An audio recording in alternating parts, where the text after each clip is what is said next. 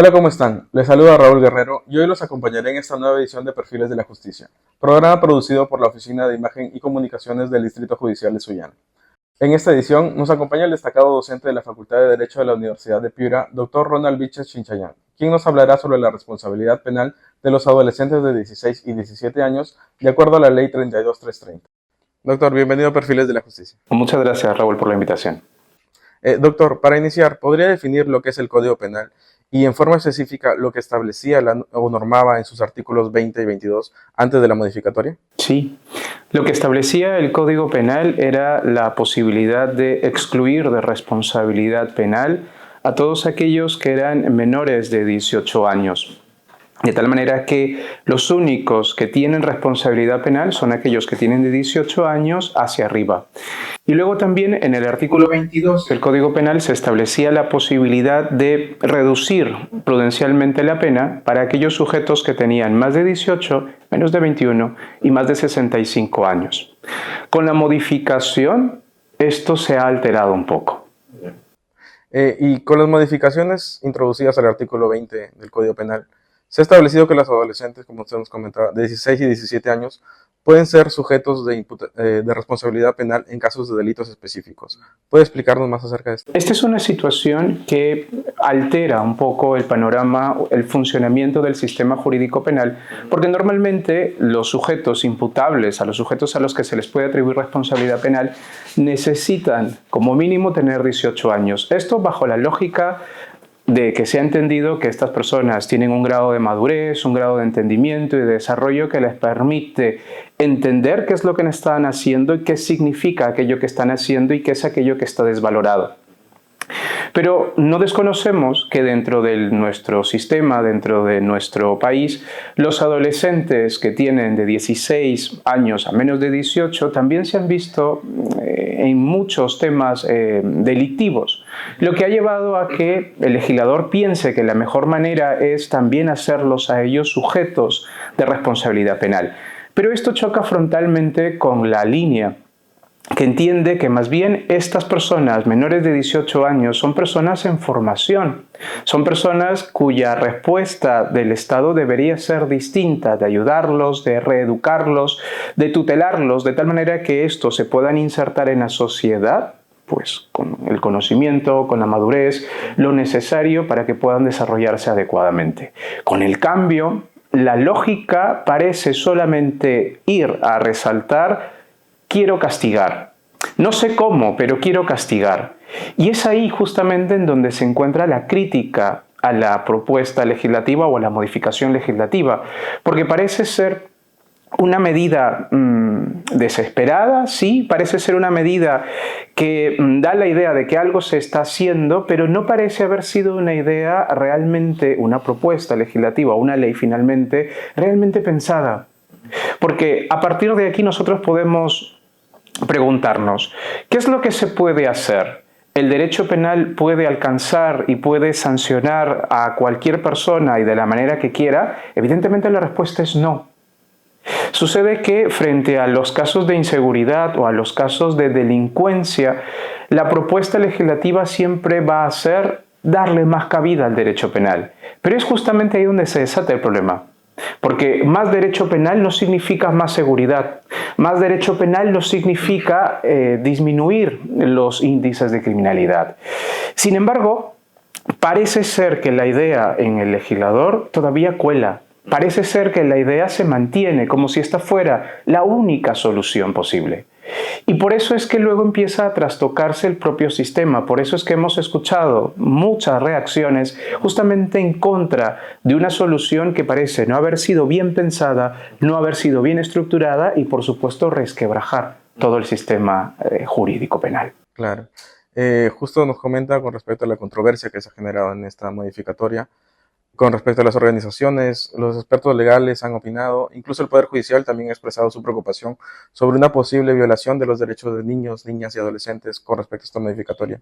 Es que esto bajo la lógica, o se desarrolla en la lógica de que justamente los menores tienen que ser educados, están en formación. No son ciudadanos a los que ya les pueda pedir todo un desarrollo concreto, fijo. Y no es que los menores no entiendan, claro que entienden, ¿no? Porque estamos hablando de unos menores de 16, menores de 18 años y tienen ¿no? paso por la universidad, estudios técnicos, claramente entienden. Lo que sucede es que aquí la lógica está pensada más bien a que ellos tengan una formación, una educación o una reeducación en el caso que alguno de ellos se haya visto ya inmiscuido en algún tema de infracción, ¿no? Pero lo que sucede es que parece ser que la lógica de nuestro legislador está en únicamente atender a ver cómo puedo castigarlos o cómo puedo eliminarlos y sacarlos del juego.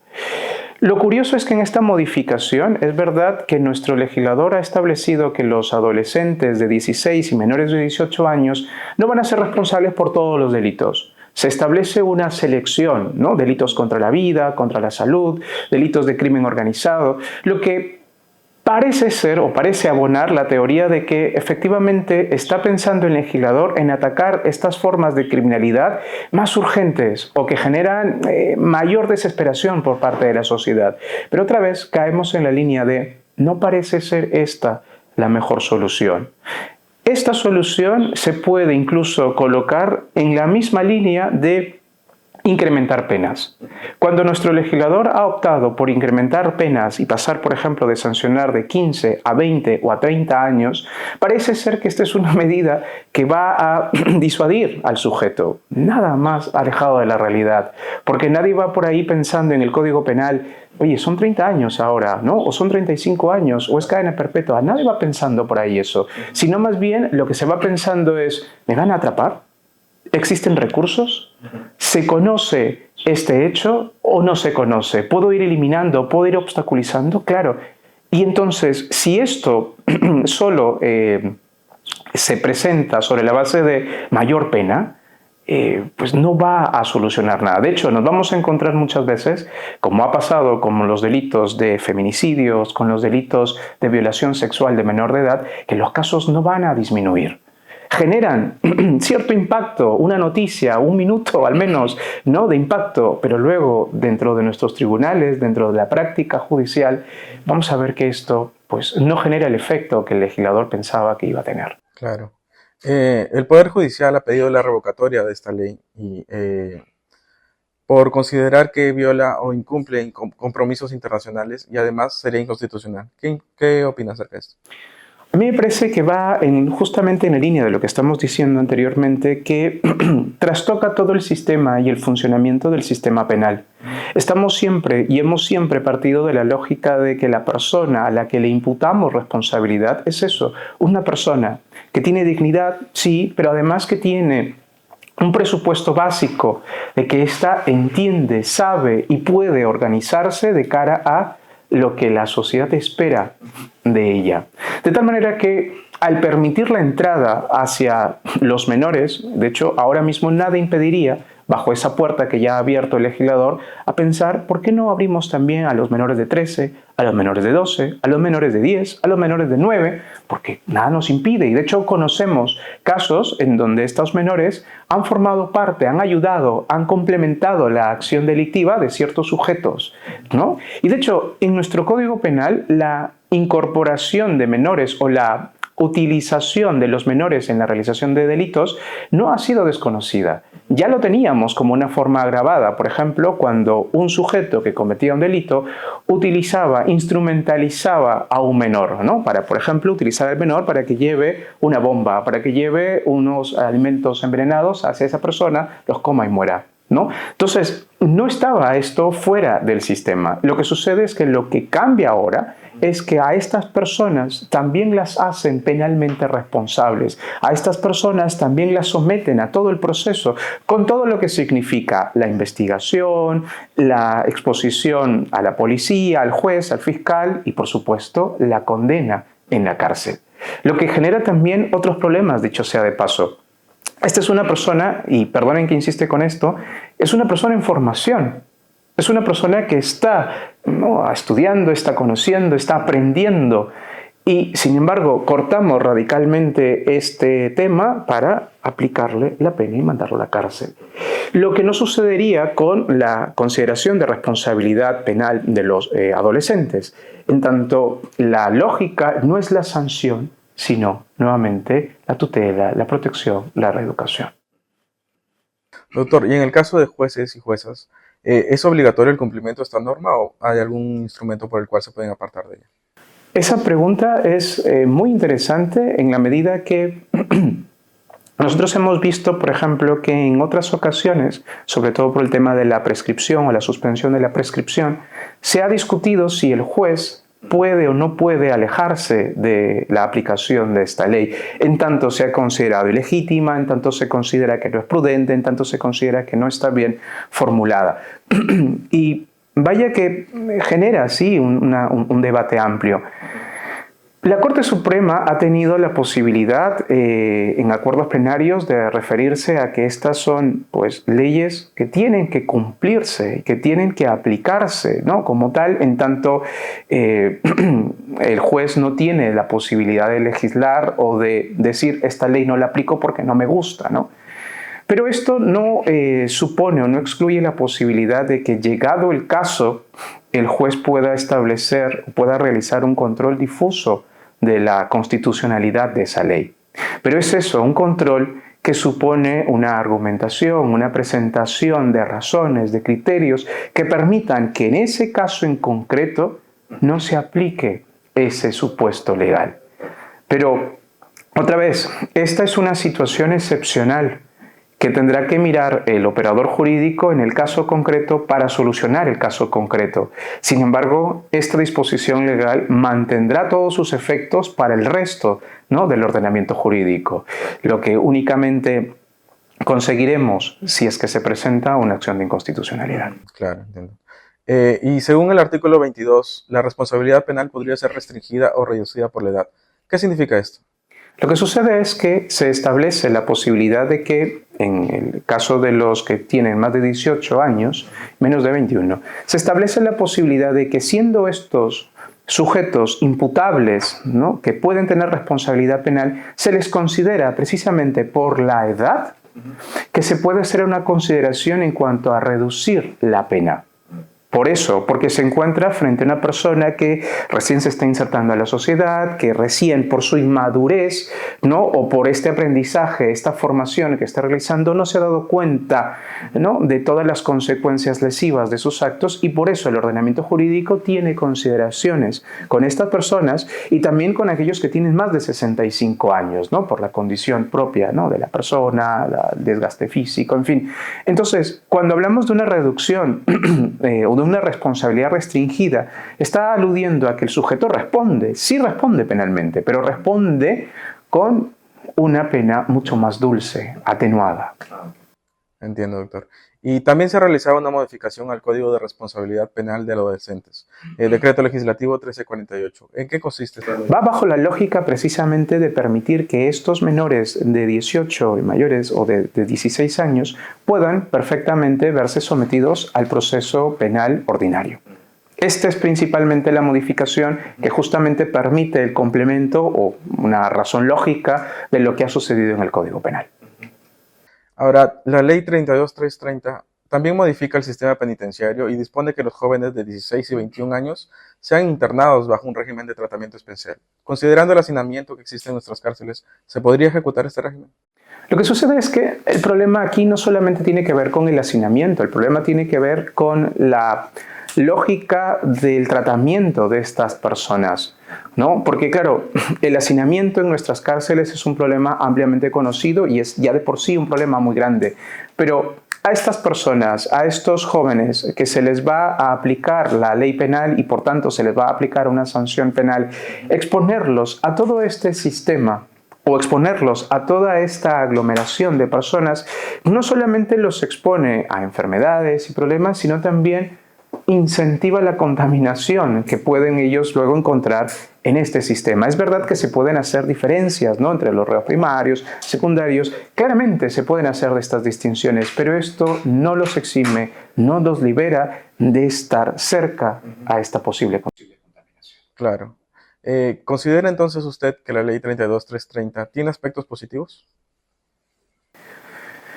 Lo que sucede es que si nosotros lo miramos en perspectiva, podemos nosotros pensar que para el legislador no es ajena la necesidad de hacer algo, de responder frente a todos los casos de inseguridad ciudadana que estamos enfrentando, los casos de sicariato, los homicidios, las lesiones, el crimen organizado.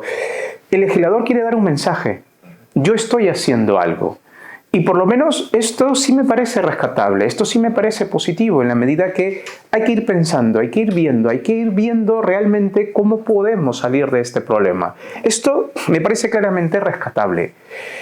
Sin embargo, el aspecto discutible tiene que ver con la conformación, con la estructura propia, ¿no?, de la ley y la modificación al sistema jurídico penal.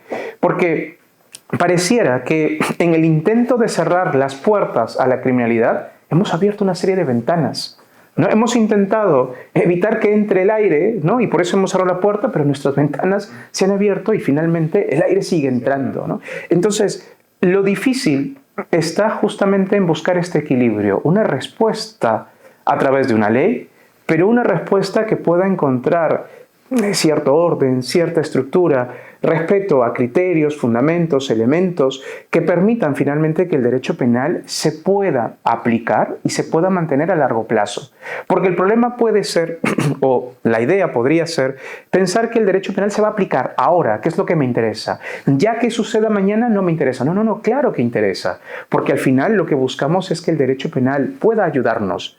Pero esto también revela otra pregunta muy por debajo, y es: ¿el derecho penal es el adecuado para entrar a solucionar estos casos? Y la respuesta, y yo estoy convencido de que no es así. No deberíamos estar pensando en destinar recursos para la educación, destinar recursos para la investigación, la policía, la fiscalía, el poder judicial, pero esto es algo mucho más difícil: disponer recursos. Yo no sé si se tienen o no se tienen, pero la disposición de los recursos puede generar muchos más problemas. ¿Por qué? Porque aquí simplemente la modificación de la ley es: ¿estoy de acuerdo o no estoy de acuerdo? Sí, estoy de acuerdo. Levanto la mano. Tomamos la decisión, se aplica la ley. Pero disponer que se den más recursos para la educación, para la policía, que se compren más motos, que se compren, ¿no?, las computadoras, en fin, las tintas y todo lo que necesita, pues esto supone muchas más cosas, ¿no? Y de fondo también, el hecho de que en nuestro país nos estemos acostumbrando a pensar que el derecho penal es la solución para todo, nos revela cierta falta de criterio, ¿no? En tanto nosotros tenemos que promover los valores, ¿no?, la familia, el respeto por las reglas básicas de convivencia, por lo que hace el otro, por lo que es el otro. Y esto, por ejemplo, revela y va casi en un sentido contracultural. Porque nosotros desde pequeños escuchamos, vemos, aprendemos que si yo quiero hacer una fiesta, es mi cumpleaños, voy a poner la música a todo volumen y no me importa si mi vecino está estudiando o está enfermo. Porque como es mi casa y es mi cumpleaños, voy a hacer lo que quiero. Entonces, esto justamente nos revela un problema cultural, nos revela un problema mucho más de fondo, que evidentemente a través del derecho penal no podremos atacar. Porque el derecho penal es la última ratio, la última razón, la última respuesta que tiene el aparato punitivo o tiene el aparato estatal para sancionar y reprimir no cualquier clase de conducta, sino las conductas más graves frente a las afectaciones de intereses importantes. Entonces, a través de una sanción jurídico-penal, ¿podré enseñarle yo a un adolescente que no debe matar, que no debe integrar una organización criminal? Evidentemente no. Entonces, el fallo está, el desliz está, el problema está en que se intenta a través de un golpe de ley, a través de un proyecto de ley, se intenta justamente tapar estos vacíos o estos problemas que deberíamos realmente atacar, enfrentar, conocer, pero desde otro ángulo y no a través del derecho penal. Claro. Doctor, nos comentó acerca de la acción de inconstitucionalidad. ¿Cualquier persona o institución puede interponer esto? Lo interesante sería que esta acción de inconstitucionalidad, por ejemplo, la pueda presentar el titular del Poder Judicial, la titular del Poder Judicial o la titular de la Fiscalía de la Nación, sobre todo atendiendo que ya se han presentado estos pronunciamientos contrarios a la lógica de esta ley. ¿no? Sabiendo que se están incumpliendo tratados internacionales, se están incumpliendo obligaciones internacionales y además dentro de la lógica del propio sistema se está trastocando todo esto. Doctor, entonces, ¿qué modificaciones legales considera usted que se podría proponer para hacer frente a la inseguridad ciudadana donde se ve mayor intervención de adolescentes en los delitos de sicariato o de robo agravado? Lo que sucede es que, siendo yo penalista, yo no quiero caer en la trampa de decirte, Raúl, que esto se soluciona con más pena o se soluciona creando redacciones mucho más grandes y farragosas en el Código Penal para yo poder explicarlas en clase. No, evidentemente esto no se soluciona así, sino que esto conecta muy bien con la idea que había señalado antes, de que el derecho penal y el Código Penal no es la solución.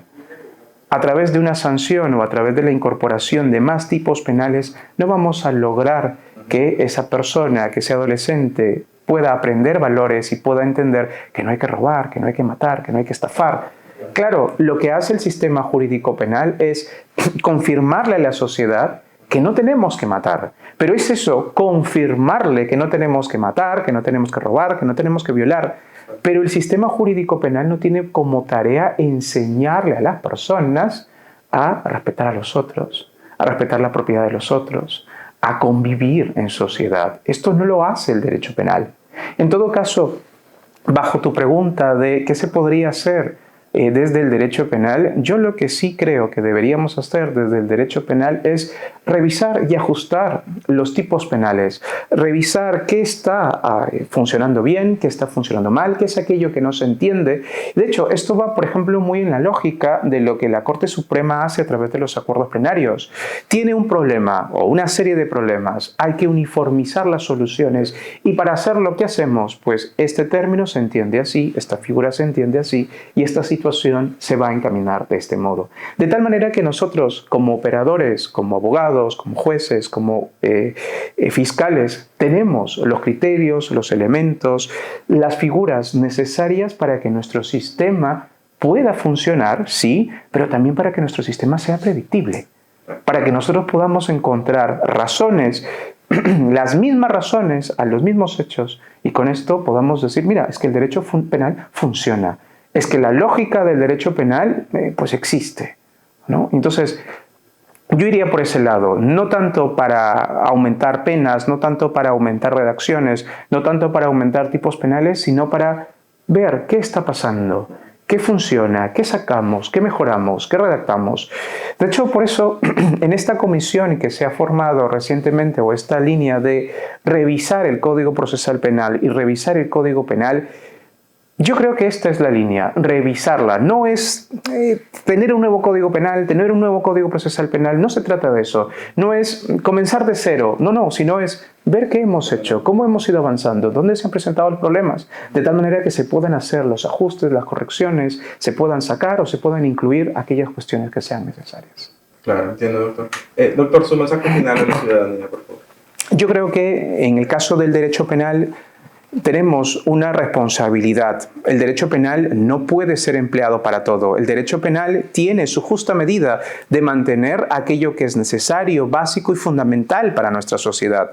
Pero a través del derecho penal no podemos esperar que se eduquen a las personas, porque esa no es la tarea del sistema. No podemos caer también en el facilismo de más pena, más tipos penales, porque otra vez, a través de esta línea, no conseguiremos un respeto ni un funcionamiento mejor del sistema jurídico penal. Muchas gracias, doctor. De esta forma llegamos al final de esta edición de Perfiles de la Justicia. Queremos agradecer al doctor Ronald Vilches Chinchayán, docente ordinario de la Facultad de Derecho de la Universidad de Piura, y a ustedes por su preferencia e invitarlos a seguirnos por nuestras redes sociales de Facebook, YouTube e Instagram, y la señal abierta de Justicia TV. Nos vemos en una próxima edición. Muchas gracias.